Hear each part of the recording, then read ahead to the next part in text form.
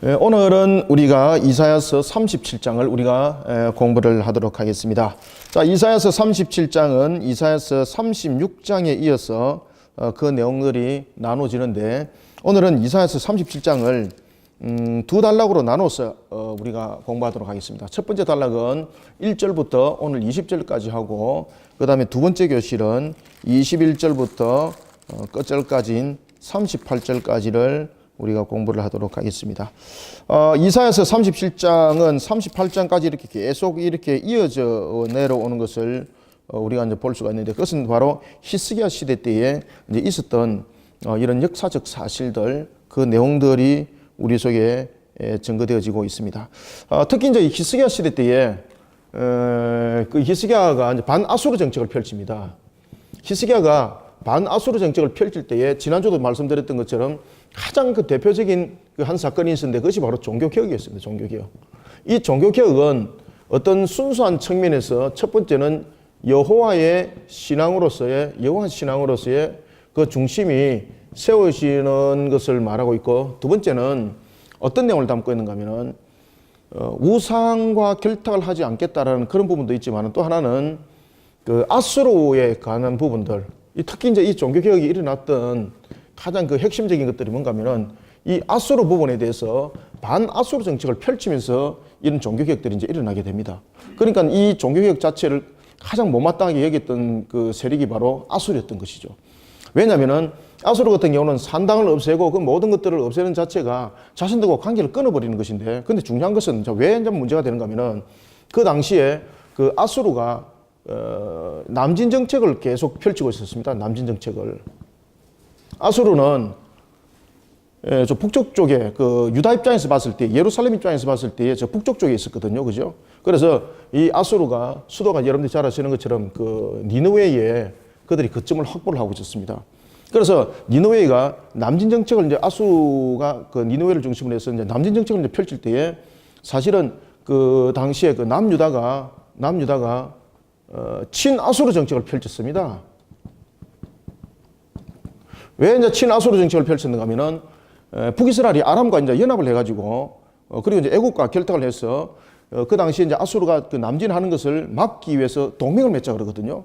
그때에 사실은 그 북이스라엘과 동맹을 맺는다는 자체가 남유다의 입장에서 봤을 때는 자신들의 오히려 그 설 자리를 잃어버리는 것과 같은, 왜냐하면은 그 아수르가 내려오지만은 사실은 자신들과는 직접적인 영향이 없거든요. 그런데 이런 부분들에 대해서 이제 동맹을 맺게 되면은 자신들이 이제 그 위치라든지 그 다음에 자신들의 이제 세력 부분에 대해서 마치 북이스라엘에 침노당하고 빼앗기는 것처럼 그런 분위기들이 조성이 되었던 것입니다. 그래서 남유다가 그 북이스라엘과 동맹을 하지 않습니다. 그때에 그 부분들을 가지고 이 북이스라엘이 이 아람과 연맹을 맺어가지고 남유다를 치죠. 남유다를 치는 겁니다. 그러니까 그때에 유다가 손을 잡았던 것이 바로 아수르였습니다. 왜냐하면 그 당시 그 아수르가 펼쳤던 그 정책과 결탁이 잘 돼 있었기 때문에. 근데 그 동맹을 맺는다는 자체가 우리가 이야기할 때 그냥 단순한 군사적인 동맹이 아니라, 이 동맹을 맺는다는 것은 고대 사회에서는 굉장히 중요한 요소를 가지고 있습니다. 문제는 뭔가 하면은 이 동맹을 맺을 때에 서로 간에 동격적인 동맹이 있고 주동관계 동맹들이 있습니다. 그런데 지금 아수르와 동맹은 동격관계 동맹이 아닙니다. 특히 이제 동격관계적인 측면에서 동맹을 맺을 때는 주로 어떤 그 형식들을 많이 따르고 있는가 하면은, 여러분들이 잘 아시는 솔로몬이 그 국방 정책을 펼칠 때에 그 이방인들의 그 왕족들과 결혼을 하죠. 이게 뭔가 하면은 서로 간에 동등한 입장에서 동맹을 맺는 겁니다. 그게. 그렇기 때문에 서로 간에 결혼들이 많이 성립이 되죠. 그래서 고대 사회에서는 자신들의 어떤 국방을 갖다가 국방과 외교 부분에 대해서 이것이 하나의 서로 간에 동급적인 측면에 있을 때는 정략 결혼을 합니다. 정략 결혼. 그런데 정략 결혼도 매우 그 동등한 입장에서 정략 결혼을 하는 경우가 있고, 또 그렇지 않은 경우도 있습니다. 그래서 우리가 이제 정략 결혼을 한다는 것은 대부분 이래 서로 간에 동맹을 맺을 때에 비슷한 관계들을 형성하게 되는 겁니다. 그 다음에 두 번째는 국방 외교적인 측면에서 이 주종 관계적인 측면에서 이 국방 외교를 맺게 됩니다. 이 주종관계에 대해서 이 대체로 맺을 때는 보면은 곡물들이 1년에 매년마다 지급이 되는 그런 관계 속에서 이제 동맹을 맺는 관계가 됩니다. 그런데 이 두 가지 동급관계든 주종관계든 이 모든 것들이 공통적으로 일어나는 것이 하나가 있는데 그것은 뭔가 하면은 이 동맹을 맺는다는 자체는 고대 사회에서 동맹을 맺는다는 것은 순수 군사적인 문제만을 가지고 해결하지 않습니다. 이 문제는 무엇이 결탁되는가 하면은 바로 신에 대한 문제가 결탁이 됩니다. 신에 대한 문제. 신에 대한 문제. 이 고대 사회는 신이 모든 것의 주체입니다. 모든 것을 주관하는 주체고 그리고 모든 것에 있어서 첫 번째입니다. 따라서 전쟁도 보면은 자신의 신이 전쟁에서 그 능력을 발휘해서 다른 그 신과의 전투를 벌이는 이런 모형이 되는 겁니다. 따라서 그 당시에 친아수르 정책을 펼칠 때에 히스기야가 아니라 자기 이제 아버지 시대 때에 이제 이 동맹 관계를 갖다가 맺을 때에 가장 원인이 뭔가 하면은 이 동급 관계가 아닙니다. 그죠? 주종 관계거든요. 그래서 주종 관계가 되다 보니까 그 쉽게 말하면은 친아수르 정책적인 측면에서 아수르에게 필붙어서 사실은 그 이 동맹 관계를 맺는 부분들이 되다 보니까 그 아수르에서 섬겼던 신들이 이스라엘의 예루살렘에 들어오기 시작하는 겁니다. 그러면서 산당을 짓고 그리고 심지어 성전의 기물들이 말입니다. 우상화가 되어버리고 이런 부분들이 만연하게 일어났던 거죠. 그것은 뭔가 하면은 하나의 동맹관계적인 측면에서 그것을 확연하게 나타내주고 있고 보여주는 그런 속에 정말 진짜로 동맹을 맺었구나라는 부분들이 그 속에서 나타나는 것이었습니다. 그러니까 그런 신들이 막 수입이 되는 겁니다. 그죠? 수입이 돼서 막 혼합을 이루게 되는 거죠. 그래서 아수르 입장에서는 그 부분들이 자신들에게 입장에서 봤을 때는 자신들이 신이 지금 이스라엘을 지배하고 있는 거예요. 그런데 히스기야가 그것을 엎어버리는 겁니다. 그래 아수르 입장에서는 용납이 안 되는 거예요. 용납이. 왜냐면은 자신들을 향하여서 반역을 일으켰다는 거죠. 자신의 신을 노엽게 여기겠다는 거죠. 그러면 자신의 신을 노엽게 여기게 되면은 결국은 가만히 있게 되면은 누가 그 노여움에 대해서 해를 입게 됩니까? 아수르 자신이 해를 입게 된다니까요. 왜냐면은 자신의 신에 대해서 수종을 드려야 될 그 왕을 비롯한 그 군사들이 자신의 신이 모독을 당하고 있는데 그대로 내버려 둔다는 것은 이것은 있을 수 없는 사실들이거든요. 그렇기 때문에 이 아수르가 이스라엘을 남유다를 치는 겁니다. 그때 남유다를 칠 때에 이 아수르가 남진 정책에 대해서 이제 강력하게 동력을 이제 가하는 거죠. 북이스라엘은 이미 잡아먹었고. 그래서 이 남진 정책적인 측면에서 이 남유다가 장악을 당하게 되면은 남유다 다음에는 어디입니까? 애굽이거든요. 그리고 애굽은 과거처럼 그렇게 강력한 군대가 아니었기 때문에 스스로 홀로서 그 아수르를 대항한다는 것은 참으로 버거웠었습니다. 그런데 사실은 남유다가 무너지게 되면 이 문제가 생기는 것이거든요. 그래서 남유다 입장에서 봤을 때도 자신들 스스로서 지난주도 말씀드렸던 것처럼 자신들 스스로 대체할 수 있는 그런 대체 능력이 안 나타나기 때문에 그들이 누구와 결탁을 맺습니까? 친애굽 정책을 펼친다니까요. 그래서 이 이사야가 보면은 그런 부분에 대해서 질타를 가하는 겁니다. 어찌 만군의 여호와 하나님을 두고 이래 애굽에 스스로 종노릇을 하고자 하는가? 왜 그런가 하면은 친아수르 정책도 여러분 마찬가지죠. 서로 간에 동맹을 맺을 때에 어떤 정략적인 동급 관계가 아니죠. 자신의 능력이 만약에 2라면은 애굽의 능력은 8이 되는 거죠. 전체적인 능력을 10로 봤을 때에. 그러면은 결국은 주종 관계가 되는 거예요. 주종 관계라는 것은 여러분들 그냥 곡물 정도만 바치는 것이 아닙니다, 여러분들요. 우리는 이제 그 주종 관계가 되면 곡물을 바치는 것으로만 알고 있지만은 고대 사회는 그렇지 않습니다. 그 신이 다스림이 되는 겁니다. 그래서 항상 동맹 관계를 맺을 때 보면은 항상 그 신이 대두가 됩니다. 자, 솔로몬도 보십시오. 솔로몬이 보면은 애굽의 여인과 애굽의 왕가와 결혼하지 않습니까? 그때 애굽의 왕가에 있던 자신의 이제 아내가 될 사람이 무엇을 들고 옵니까? 우상 들고 온다니까, 우상. 알겠습니까? 그래서 이것을 여러분 가볍게 여기시면 안 돼요. 이게 고대 사회에서 굉장히 중요한 요건을 가지고 있습니다. 그러다 보니까 특히 솔로몬은 그 당시에 이제 애굽의 힘이 필요했고 그러다 보니까 이 여인에 관해서 가장 그가 베품을 어떤 그 왕보다도 베품을 다른 아내들보다도 베품을 극진하게 하죠. 그래서 성전 옆에다가 그 신을 섬길 수 있는 성전을 세워주죠. 이런 개념이에요. 그래서 고대 사회의 동맹관계는 굉장히 어떤 여호와 신앙을 떠날 수 있는 첫 번째 요건이 되는 겁니다. 그렇기 때문에 하나님께서 너희들이 가나안에 가그들랑 그들과 동맹 맺지 마라. 그리고 또 하나는 이사야를 통해서도 애국과 동맹을 맺지 마라. 아수르와 동맹을 맺지 마라. 라는 것은 너희들이 부족한 힘을 그들을 통해서 보충하지 말고 만군의 여호와 하나님만 의지하라. 라는 것 부분 속에 무엇이 있는가 하면은 이 동맹 맺는 자체가 하나님을 밀어내는 겁니다. 그게. 여호와를 향한 순수 신앙들이 없어지는 겁니다. 그렇기 때문에 혼합주의 종교가 되는 거죠. 다시 말하면은 마귀의 세력이 들어오는 거죠. 그래서 하나님께서 동맹 맺지 말라는 겁니다. 그래서 우리가 성경을 읽을 때에 이런 고대 사회에 일어났던 그런 부분들, 이런 부분들 잘 직시를 하셔야 됩니다. 왜 하나님께서 동맹을 맺지 마라 그랬는가? 왜 남유다가 여러분들 그 자체가 무너짐을 당하고 있는데 애굽의 힘을 땡긴다는 것은 우리가 현대적인 측면에서는 맞는 내용이지 않습니까? 그런데 하나님께서 그것을 거부를 하고 있습니다. 그것은 왜 그런가 하면 이 자체를 통해서 이것이 동급적인 측면이 아니라, 그리고 동급적인 측면에도 이 동맹을 맺게 되는 것은 결국은 신과의 신의 결탁 문제가 이루어지기 때문입니다. 서로의 신이 완전히 반대하는데 어찌 여러분 동맹을 맺을 수가 있겠습니까? 그래서 이 동맹을 맺을 때는 화목제를 드리고 이런 부분들을 통해서 서로 신과 신이 화목을 이루는 거예요. 아시겠습니까? 이런 부분들이 성립이 되는 겁니다. 그렇기 때문에 하나님께서 어떤 관계 속에서도 동맹을 맺지 말고 만군의 여호와를 의지하고 오직 그 하나님만을 바라보라고 말씀을 하시는 거예요, 여러분들.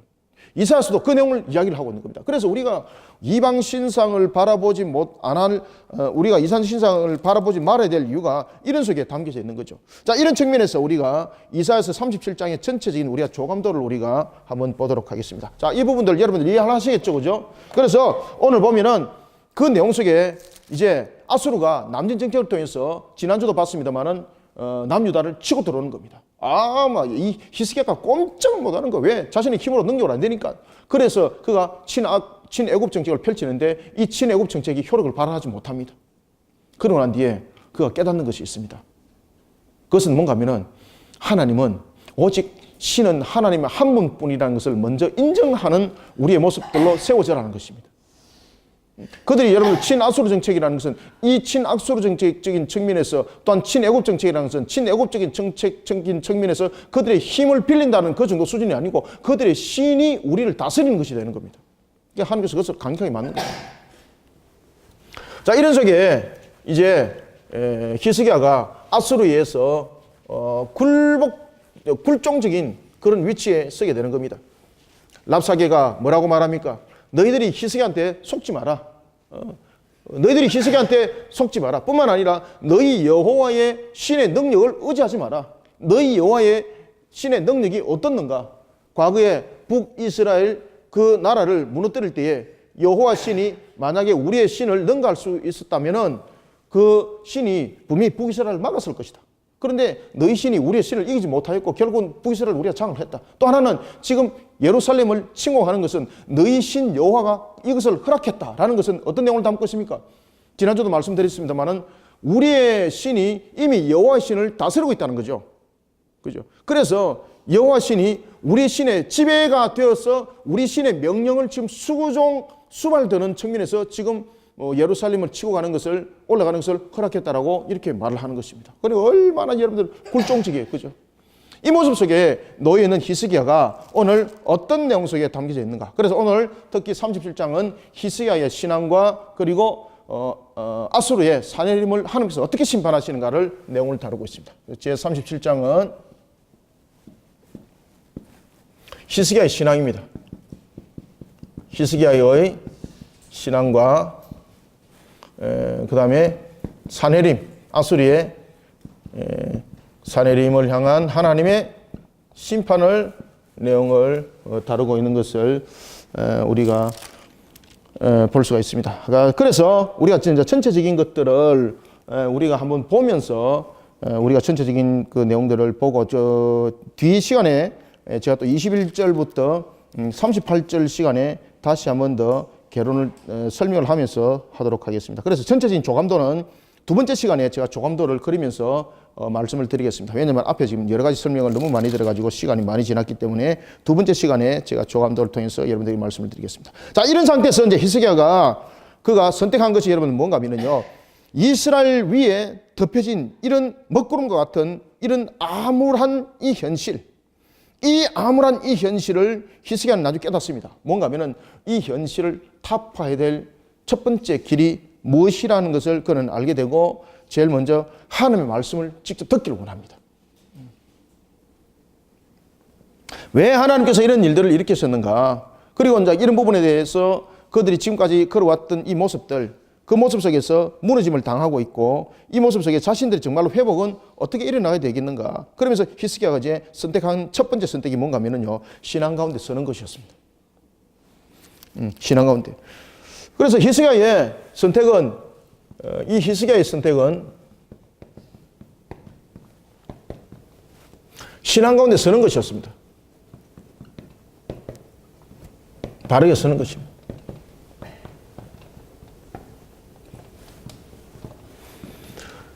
애굽도 올라오지 않고 다른 어떤 자신의 능력도 없고 그래서 최후에 이거라도 해보자라는 것이 아니라 이제 여러 과정들을 통해서 그리고 또 하나는 자신이 이제 종교 개혁을 통해서 일으켰던 이 하나님을 향한 신앙 이 부분들이 결국은 아수르를 화를 나게 만들었고 그리고 아수르의 남진 정책이 또한 그 유다를 무너뜨리는 하나의 그들의 전략이 되기도 했습니다. 왜냐하면 이 유다를 무너뜨려야만이 이 남진 정책적인 측면에서 기름진 땅을 차지할 수 있는 길목들이 열리기 때문입니다.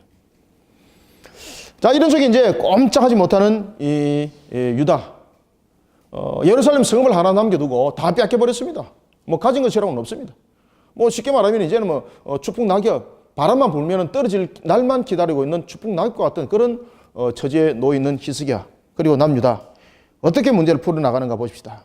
그래서 오늘 우리는 이 본문을 통해서 우리가 닥쳐 나가고 있는 환경들 그리고 우리의 모습들 속에서 여러분들 우리 반드시 비춰야 될 것은 하나님께서 모든 것을 사실은 주관하고 있는데 마치 응답하지 않는 것처럼 우리는 느끼고 있고 또 그렇게 우리는 또 살아가기도 하지 않습니까? 그런데 사실은 모든 것들이 하나님께서 세심하게 간섭하고 계시는 겁니다. 아주 세심하게. 심지어 하나님은 우리에게 돌뿌리와 그리고 막혀있는 장벽과 같은 이런 것조차도 심지어 우리에게 더욱더 우리가 번성하여서 일어날 수 있는 터로서 사실은 우리에게 주신 것이라는 거죠. 그러니까 이것을 우리가 분별할 수 있는 어떤 능력들 이것이 바로 신앙의 관점 속에서 그 분별할 수 있는 능력이 생기진다는 겁니다. 자, 히스기야가 여러분 어디로 갑니까? 자, 1절부터 3절까지 한번 읽어보겠습니다. 시작. 히스기야 왕이 듣고 자기의 옷을 찢고 굵은 베옷을 입고 여호와의 전으로 갔고 왕궁 맡은 자 엘리야김과 서기관 셈나와 제사장 중 어른들도 굵은 베옷을 입으니라. 왕이 그들을 아모스의 아들 선자 이사야에게로 보내매 그들이 이사야에게 이르되 히스기야의 말씀에 오늘은 환난과 책벌과 능욕의 날이라. 아이를 낳으려 하나 해산할 힘이 없음 같도다. 아멘. 지금 여기에 본문 내용만 보면은 지금 히스기야의 무너지는 심령들이 그대로 지금 글로 지금 표현이 되고 있습니다. 그리고 지금 그 당시의 환경들과 상황들이 어떻게 되어 있는지는 이미 이 세 절을 통해서도 우리가 발견할 수가 있습니다. 그런데 이 속에서 여러분들이 발견해야 될 것은 뭔가 하면은 히스기야가 이 상황에서 어디를 갔습니까? 그리고 여호와의 전에 갔습니다. 여호와의 전에. 히스기야의 선택은 두 가지인데 하나는 여호와의 전에 갑니다.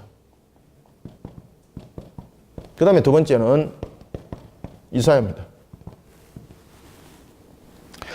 여호와의 전에 갈 때 여러분 보십시오. 그가 그냥 여호와의 전에 가는 것이 아니라 이 여호와의 전에 갈 때에 자신의 옷을 찢고 굵은 베옷을 입고 여호와의 전에 갔다는 것은 그 당시에 통곡하고 애통하고 그죠? 통곡하면서 애통한 그런 자신들의 부분들뿐만 아니라 자신들의 모습 속에 담겨있는 신앙의 어떤 모순적인 측면들을 함께 회개하면서 나가는 겁니다. 이게 자신들이 결국은 아수르 정책, 반아수르 정책을 펼치면서도 또 친애굽 정책을 펼쳤던 이런 부분들, 그 모순들이죠. 신앙의 모순들이죠. 그러면서 그가 두 번째 선택하는 것은 뭔가 하면은 하나님의 말씀을 직접 선포하는 선지자가 왕보다도 더 권위가 있다는 것을 그가 딱 인정을 하는 거예요. 그가. 그래서 이사야를 찾는 겁니다. 이것은 뭔가 하면은 이사야를 찾는 이유는 뭔가 하면은 하나님의 말씀의 권위를 인정하는 겁니다. 하나님의 말씀의 권위. 권위를 인정하는 겁니다. 여호와의 전해를 찾았다는 것은 애통함이 실려 있고 그리고 자신의 신앙의 모순에 대한 회개가 담겨 있다면은 두 번째는 이사야를 찾는 것은 하나님의 말씀의 권위를 인정을 하는 겁니다. 하나님의 말씀의 권위를. 그러니 왕의 명령보다도 하나님의 말씀이 먼저라는 것이고, 왕의 명령이 아니라 하나님이 왕에게 하달해 주시고, 그리고 왕은 그것을 깨달아서 이를 수행하는 자, 마치 다윗과 같은 모습이죠. 하나님께서 다 그것을 다 보고 계시는 거예요. 그래서 여러분들이 어떤 상황과 어떤 환경 속에 딱 부딪혔을 때에 특히 다윗에 대한 부분들, 히스기야에 대한 이 부분들이 굉장히 모범적인 답안이라고 보시면 되겠습니다. 그래서 그가 이 부분들을 통해서 이 문제들을, 이 두 가지 가지고 문제를 하나님께서 이 가지고 굉장히 기뻐해요. 그리고 이 문제를 가지고 하나님께서 문제를 풀어주십니다. 자, 보세요. 그가 왕궁 맡은 자 엘리야김과 서기관 셈나 제사장 중 어른들도 굵은 베옷을 입으라. 그리고 왕이 그들을 누구에게 보냅니까? 이사야에게 보내잖아요. 이사야에게. 그죠? 왜 이사야에게 보내겠습니까? 하나님의 말씀을 듣겠다는 거죠. 이사야에게 보냈다는 것은 무엇을 담고 있습니까? 하나님의 말씀을 듣겠다는 겁니다. 그러면서 3절에 보면은 그들이 이사야에게 이르되 이렇게 말합니다. 히스기야가 이렇게 말씀하셨습니다. 오늘은 환난의 날이고 책벌의 날입니다. 자, 여러분들, 이 책벌의 날이라는 것은 지금 여기에서 제가 그래서 이 회개라는 것을 담고 있는 거예요. 책벌은 뭡니까? 지금 벌 받았다는 얘기죠. 그죠? 죄책 아시죠? 죄는 값이 있다는 거죠. 그 책벌을 말하고 있는 거예요. 그러니까 이 히스기야 속에서 지금 환난과 책벌과라는 부분에 대해서 지금 히스기야가 그저 형식적으로 이사야를 찾은 것이 아니라, 형식적으로 여호와의 전을 찾은 것이 아니라, 애통할 뿐만 아니라 자신의 신앙의 모순을 이 속에서 발견을 했던 거죠. 지금 아수르 이 내용들을 통해서. 그래서 책벌이라는 단어를 딱 쓰고 있는 겁니다. 이것은 뭔가 하면은 환난이 지금 여호와의 징계로 말미암았다는 것입니다. 그러니까 하나님께서 하시는 그 말씀에 내가 순복하고 주님께서 명하신 그 뜻에 무릎을 꿇겠습니다. 이것입니다. 여러분들. 히스기야가 여러분들 멋지지 않습니까? 그러면서 세 번째는 능력의 날이다. 왜 능력의 날이라고 말하고 있을까요? 자, 여러분 여기서 굉장히 재밌는 이야기를 하고 있죠. 세 가지. 그가 이사야에게 가서 세 가지 말합니다. 첫 번째는 환난의 날이고, 두 번째는 그렇죠, 책벌의 날이고, 세 번째는 무엇? 능력이죠. 능력. 그죠? 능력의 날. 환난이라는 것은 지금 당하고 있는 환경적인 측면에서 자신이 지금 애통하고 있는 이유를 설명하고 있는 것이고, 책벌이라는 것은 하나님을 향한 자신들의 신앙에 대한 회개를 담고 있고, 그리고 세 번째 능력이라는 것은 하나님이 모욕을 당하고 있습니다. 하나님이 모욕을 당하고 있습니다. 왜 그렇습니까? 지금 그 앞에도 제가 그 서론적인 측면에서 여러분들에게 설명을 쭉 드렸죠. 그죠? 아수르가 왜 치고 들어왔는지, 그리고 아수르가 담고 있던 내용 가운데서 하나가 뭔가 하면은 여호와를 경멸하는 거죠. 너희 신이 능력이 있으면 계속 불러봐. 아수르에 대한 그 랍사게가 계속해서 이야기를 하는 것은, 우리 대왕인 사네림이 너희들에게 지금 은혜를 베푸는데 너희들은 왜 그 은혜를 받지 못하는가? 히스기야에게 속지 마라. 너희 여호와 신에게 의지하면 된다고. 천만에 너희 여호와 신이 만약에 능력이 있다면 북이스라엘을 우리가 칠 때에 여호와가 분명히 우리를 이겼을 것이다. 그런데 봐라, 너희의 신이 우리의 신에게 이미 넘어지고 성복당했고, 너희들은 이미 그렇게 패전에 대한 모습인데 왜 히스기야에게 너희들이 쏘가 넘어가고 있는가? 라면서 계속해서 누구를 능욕합니까? 하나님을 모욕하는 거죠. 그렇기 때문에 이 이사야에게 가서 이 세 가지를 이야기를 하면서 하나님의 은혜를 구하고, 또한 하나님의 말하심을 구하면서 하나님밖에 없음을 확신하는 겁니다. 그래서 환난과 책벌과 이 능력의 문제는 누가 해결할 수 있다는 겁니까? 이 문제의 해결점은 그렇죠, 만군의 여호와라는 거예요. 만군의 여호와. 만군의 여호와. 그래서 히스기야의 선택은 바로 이 두 가지였습니다. 두 가지.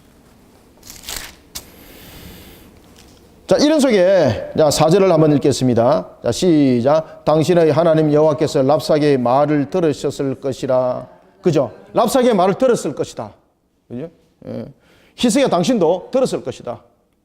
모두 다가 그 히브리 방언으로 말했기 때문에 못 알아들을 사람 아무도 없는 거죠. 다시 한번 읽습니다. 4절 시작. 당신의 하나님 여호와께서 랍사게의 말을 들으셨을 것이라. 그가 그의 성전 아수르 왕의 보냄을 받고 살아계신 하나님을 어떻게 회방하였은즉 당신의 하나님 여호와께서 혹시 그 말로 말미암아 견책하실까 하노라. 그런즉 바라건대 당신은 이 남아 있는 자를 위하여 기도하라 하시더라 하니라. 아멘. 히스기야 왕은 자신이 이사야를 찾은 것에 대해서 구체적인 목적을 말하고 있습니다. 그러니 하나님이 지금 모욕당하고 있는 이 부분에 대해서 우리가 무너지면 곧 하나님의 모욕당함이 되니 이 남은 자의 회복을 위해서 기도해 주십시오. 그러니까 하나님의 남은 자를 위해서 기도해 달라는 것은 마치 어떻게 보면은 기복적인 신앙의 요소라고도 볼 수 있는데 절대 그렇지 않습니다. 그 내용들은 앞에 이미 무엇을 담고 있었습니까? 이 세 가지 내용을 담고 있으면서 우리가 하나님 앞에 회개합니다. 우리를 도와주십시오. 우리의 이 고백을 담고 있는 이 문제들에 대해서 오직 문제점은 만군의 여호와 하나님인 줄 알고 있습니다. 우리를 도와주옵소서. 그래서 이사야를 통해서 이사야가 이 속에서 어떤 모습으로 등장하고 있습니까? 중보자로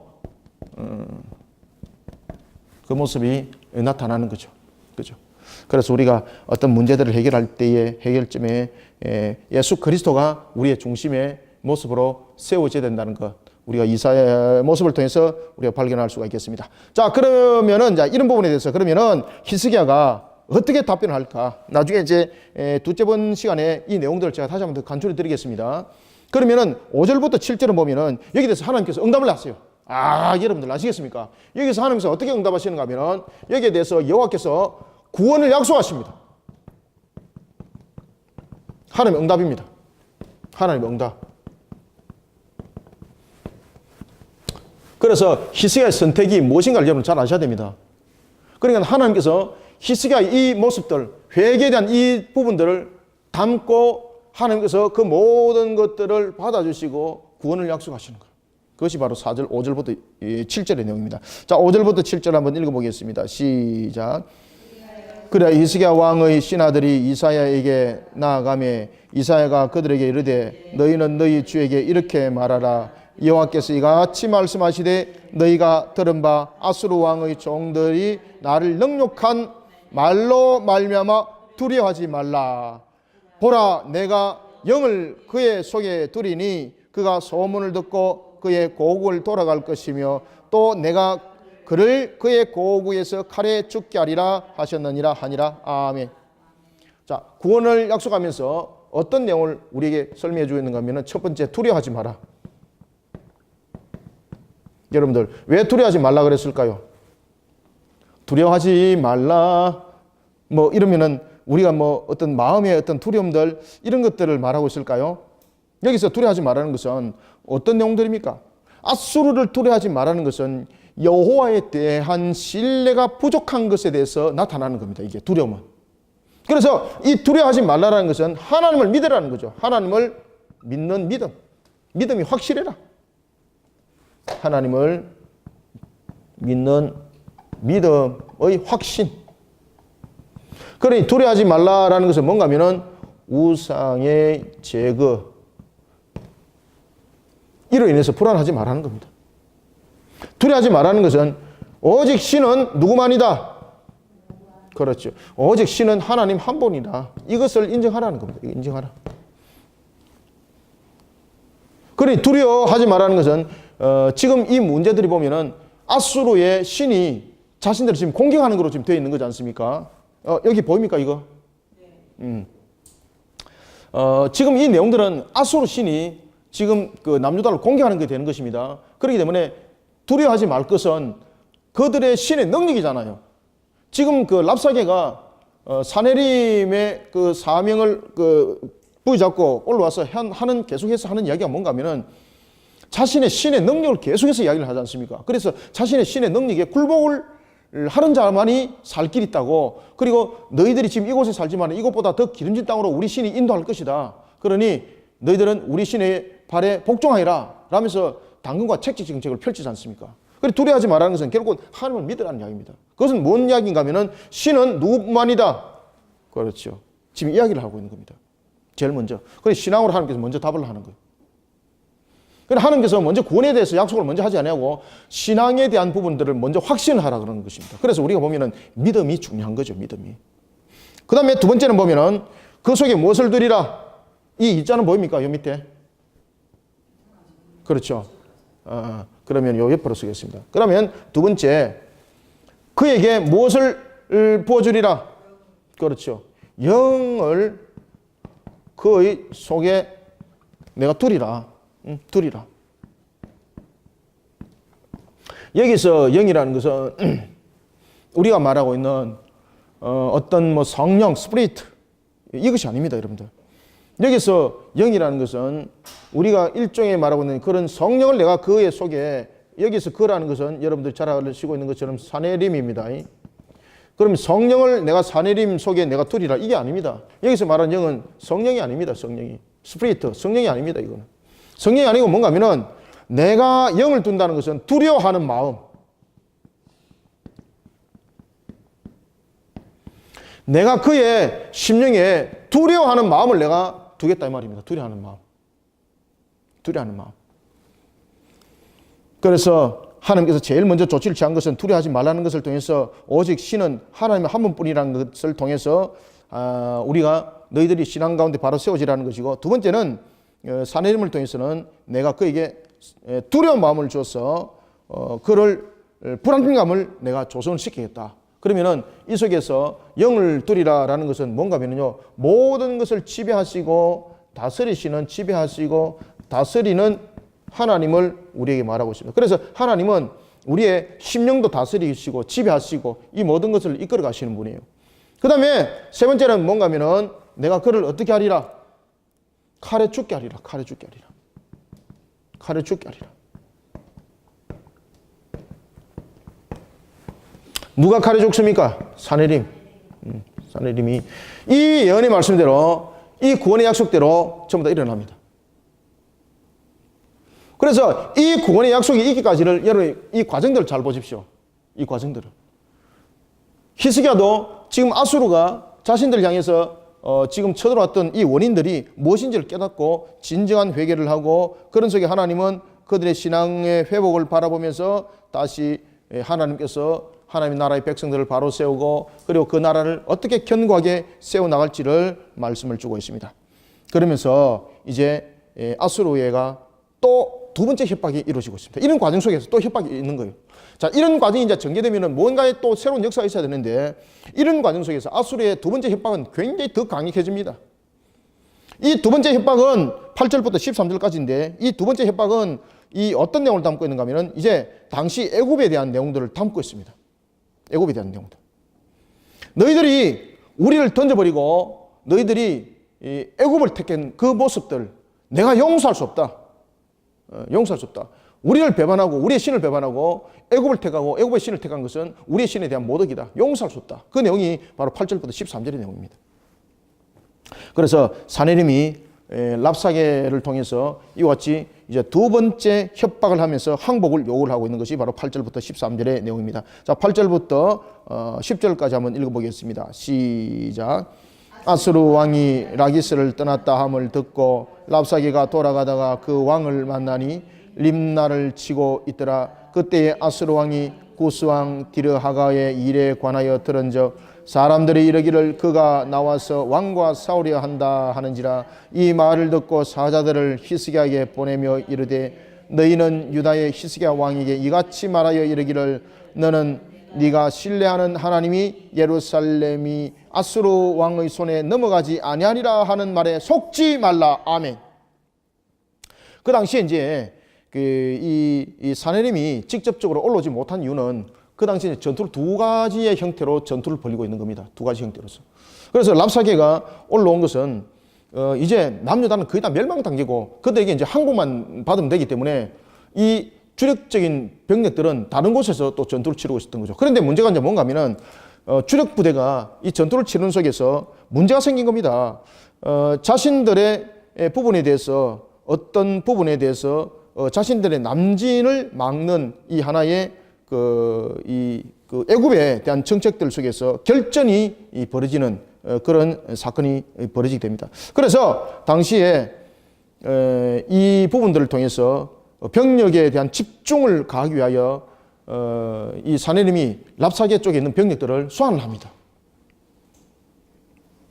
그리고 소환을 하면서 이 내용들에 대해서 내용들을 이제 다루고 있는 것인데, 8절에 보면 이제 아수르 왕이 라기스를 떠났다 함을 듣고, 아수르 왕이 라기스함을 떠났다 함을 듣고 랍사게가 돌아가다가 그 왕을 만나니 이 림나를 치고 있더라. 그러니까 이렇게 이제 그 전투가 이분하로 양분하로 전투가 벌어지고 있었던 겁니다. 그러다 보니까 이제 주력 부대가 힘이 조금 이렇게 소진된 부분이 있어서 랍사게 부대를 다시 불러들이는 겁니다. 그때 랍사게가 그 사네림에게 뭐라고 말하는가 하면은 그들이 항복하지 않습니다 라고 말하니까 다시 그에게 이렇게 전하라. 뭐라고 전하라고 이야기를 하고 있습니까? 그때 아수르 왕이 구스 왕 디르하가의 일에 관해서 들었다라는 겁니다. 여기서 이제 구스 왕은 누군가 하면은 이 당시에 이 구스 왕은 바로 그 애굽의 제25 왕조의 왕이 되겠습니다. 이 애굽의 구스는 그 당시에 애굽의 제25 왕조의 왕입니다. 애굽은 여러분들이 보면 애굽의 원주민이 왕으로서 다스릴 때가 있었고, 그 다음에 셈 족속이 다스릴 때가 있었고, 그 다음에 구스인들이 다스릴 때가 있었고, 항상 거기는 보면은 이 왕조들이 이런 세력적인 측면에서 이 족속들이 바뀌는 것을 볼 수가 있습니다. 그래서 이 당시에 구스는 BC 715년에서 BC 663년까지 BC 715년에서부터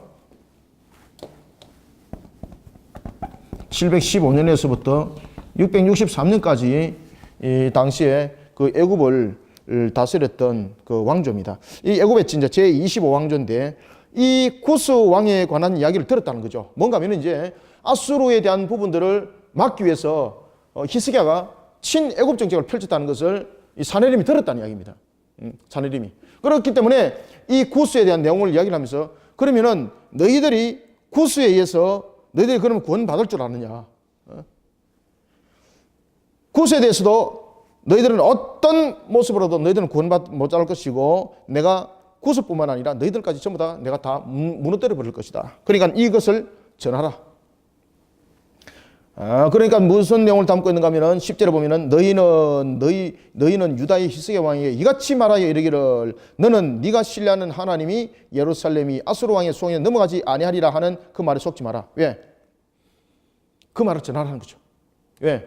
이 애굽의 구스에 의해서 너희들이 나를 방어할 수 있다라고 상상도 하지 마라. 그것을 전하라. 그러면서 어떤 이야기를 하고 있는가 하면 자신들의 신의 능력을 이야기를 하도록 합니다. 자신들의 신의 능력이 어떤 능력인가 하면 어느 누구도 아수르 왕에게 굴복당하지 아니한 나라가 없다는 거죠. 심지어 12절과 13절 보십시오. 그래서 이 문제가 전부 다 신에 대한 문제들이죠. 자, 12절, 13절 읽습니다. 시작. 나의 조상들이 멸하신 열방 고산과 하란과 레셉과 및 드라셀에 있는 에덴 자손을 그 나라의 신들이 건졌더냐. 하맛 왕과 아르밧 왕과 스바와임 성의 왕과 헤나 왕과 이와 왕이 어디 있느냐 하라 하였더라. 아멘. 결국은 모든 것들이 자신의 신에 의해서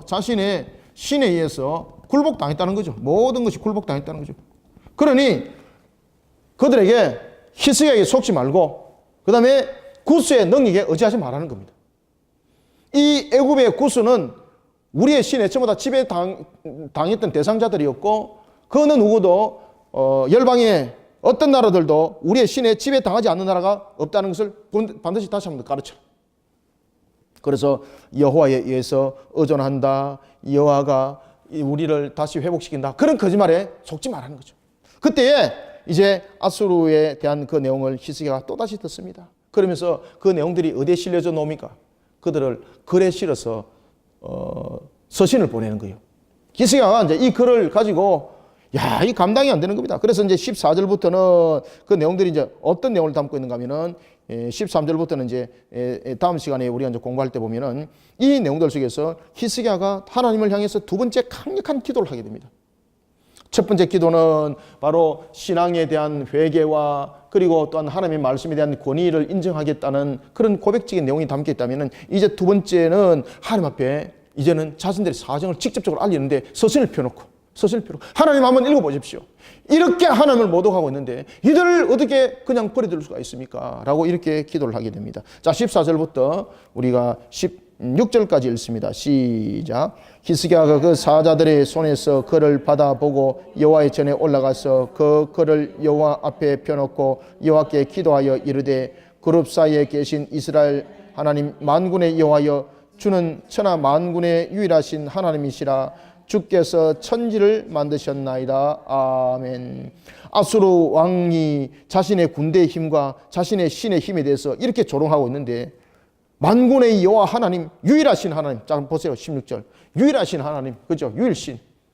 오직 하나님은 유일하신 하나님이라는 한 분인 것을 정미해 주십시오. 히스기야 간절한 기도, 그런 기도. 그러니까 히스기야의 기도를 여러분 잘 보시면은 신앙적인 측면에서 응답해 주십시오. 하나님, 하나님을 향한 신앙들이 정말로 우리의 모습들이, 우리의 이 당하고 있는 이 현실들이 이 어떤 가증한 모습들 속에 우리가 무너짐을 당하지 않도록 여호와의 신앙으로 우리로 하여금 회복시켜 주시고 하나님을 향한 신앙으로 우리를 새롭게 이렇게 세워 주옵소서, 이런 기도를 하게 되는 것을 우리가 볼 수가 있습니다. 자, 이런 속에 자 17절부터 이제 20절까지 읽습니다. 시작. 여호와여 귀를 기울여 들으시옵소서. 여호와여 눈을 뜨고 보시옵소서. 사내림이 사람을 보내어 살아 계시는 하나님을 회방한 모든 말을 들으시옵소서. 여호와여 아수르 왕들이 과연 열국과 그들의 땅을 황폐하게 하였고 그들의 신들을 불에 던졌사오나 그들은 신이 아니라 사람의 손으로 만든 것일 뿐이요 나무와 돌이라. 그러므로 멸망을 당하였나이다. 우리 하나님 여호와여 이제 우리를 그의 손에서 구원하사 천하 만국이 주만이 여호와이신 줄을 알게 하옵소서. 아멘. 17절에 보면은 여호와여 귀를 기울이십시오. 뭐라고? 그리고 또 눈을 뜨십시오.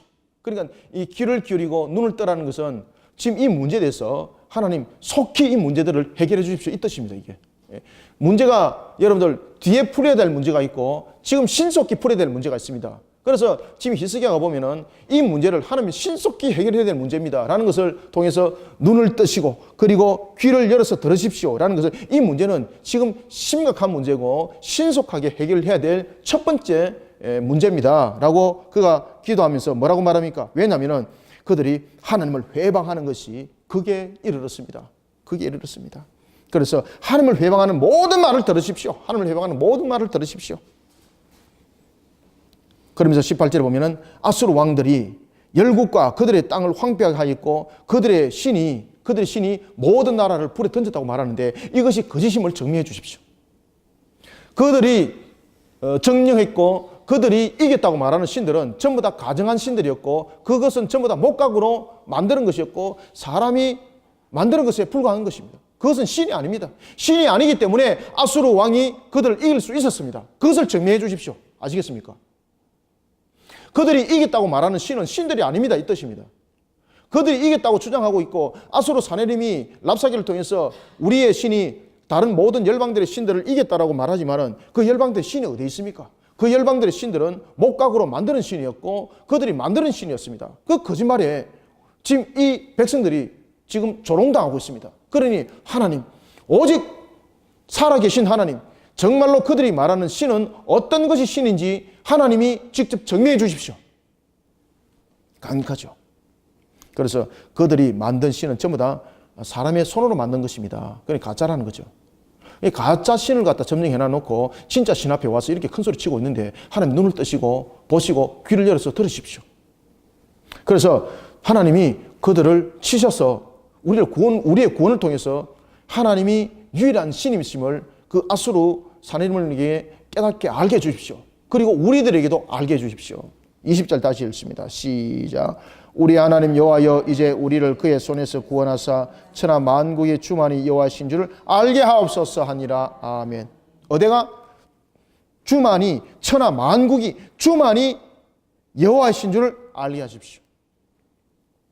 따라서 하나님께서 이 전쟁을 승리케 하셔야 될 이유에 대해서 두 가지를 설명하죠. 우리를 그들의 손에서 건져주시고 하나님만이 신이심을 알게 하여 주옵소서. 오늘도 우리가 히스기야의 이 신앙의 우리의 기도를 통해서 정말로 살아계신 하나님, 우리가 오늘도 우리를 다스리시고 이끌으시는 하나님, 이 하나님을 믿어 의심치 않는 우리의 신앙이 우리의 상황과 그리고 우리의 현실들을 이겨나가기를 바랍니다. 오늘도 그러한 속에 달려가는 우리 모든 성도들이 되시기를 소망합니다.